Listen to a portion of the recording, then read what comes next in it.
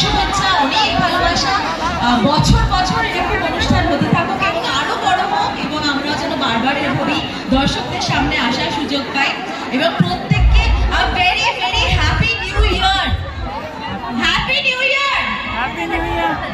Happy new year সবাইকে। নতুন বছর 2026 খুব খুব ভালো কাটুক। ইয়েস ইয়েস, আসছি আমি সবাই চেষ্টা করছি ছবি তো তুলতে এসেছি। কথা বলা। আচ্ছা ঠিক আছে, তোমাদের ছবি তুলে বাড়ি চলে যাবো। ওই ছবি তুলবো।